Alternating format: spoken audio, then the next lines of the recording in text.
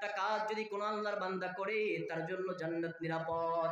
1 নম্বর আফসুস সালাম, 1 নম্বর কাজ হলো সালাম দিবে। যাকে পাবে সে তাকেই সালাম দিবে, মুসলমান একে অপরকে সালাম দিবে। ওয়াতিমুত তাআম, গরীব দুঃখী অসহায় মানুষদেরকে খাবারের ব্যবস্থা করবে।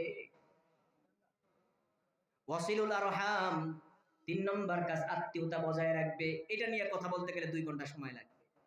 আত্মীয়তা তো দূরে চলেই গেছে, বোন যদি কোন রকম ফরাইজ নিয়ে গেছে, ওই বোনের আর কোনো খোঁজ খবর নাই, বোনে দেখতেই পারি না। ও ভাই সাবধান সাবধান, যদি দুনিয়াতে শান্তি চান, হায়াত বৃদ্ধি করতে চান, আখিরাতে মুক্তি চান, তাইলে বেশি বেশি আত্মীয়দের খোঁজ খবর নেন। হায়াত দুনিয়াতে বাড়বে, আয়ু বাড়বে, কামাই রুজির মধ্যে বরকত বাড়বে, জান্নাতও পেয়ে যাবেন যদি আত্মীয়তা বজায় রাখতে পারেন, ভাই বোনের সম্পর্ক রাখতে পারেন। সম্পত্তির কারণে ভাই ভাই মার্ডার হয়ে যাইতেছে বর্তমান। এই বিষয়ে অনেক কথা, আলোচনা লম্বা করব না। ওয়াসাল্লু বিল্লাইল ওয়ান নাসু নিয়াম, 4 নম্বর কাজ, যদি পারো 2-4 রাকাত রাত্রেবেলা তাহাজ্জুদ পড়ো। এই 4টা কাজ। এই মূল কাজ কয়টা বলছি ভাই? 4টা। 1 নম্বর কি? সালাম দিব, যাকে চিনবো তাকে। কি বলেন? যাকে চিনবো, যাকে না চিনবো সবাইকে, যাকে চিনবো। 2 নম্বর কাজ, আমরা যারা 1 নম্বরের ভিতরে আমরা যারা বড় দাড়িওয়ালা, আমরা ছোটদেরকে সালাম দিব না, ছোটরা আমাদেরকে সালাম দিব, তাই না? হ্যাঁ। স্ত্রী আমাদের ঘরে আমাদেরকে সালাম দিবে, আমরা ঘরে স্ত্রীদেরকে সালাম দিব না। এই না বিষয়গুলো? না, আমরা আগে আগে দিব।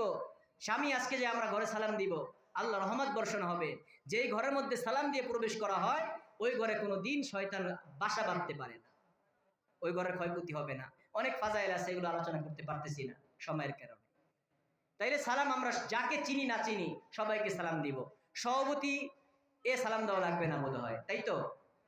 নাকি সভাপতির সালাম দিতে হবে? ইমাম সাহেবের সালাম দেওয়া লাগবে না, সে তো সবারই ইমাম, সে তো নেতা। কি বলেন? ইমাম সাহেব সালাম দিবে? কেন সালাম দিবে? ইমাম সাহেব তো নেতা না ভাই, না। আপনি ইমাম সাহেব, আপনি ছোট বাচ্চা থেকে শুরু করে, আমি ইমাম সাহেব, আমার ছোট বাচ্চা থেকে শুরু করে আমি সবাইকে সালাম দিব।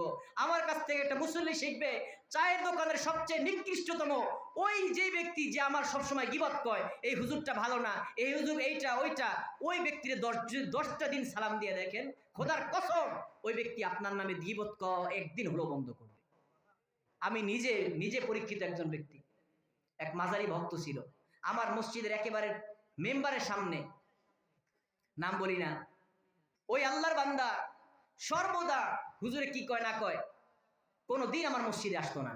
আমি যতদিন এই ব্যক্তিকে দেখছি সালাম দিছি, আলহামদুলিল্লাহ সুম্মা আলহামদুলিল্লাহ, এখন যতদিন দেখি আল্লাহর বান্দা ওইদিকে সালাম দেয়।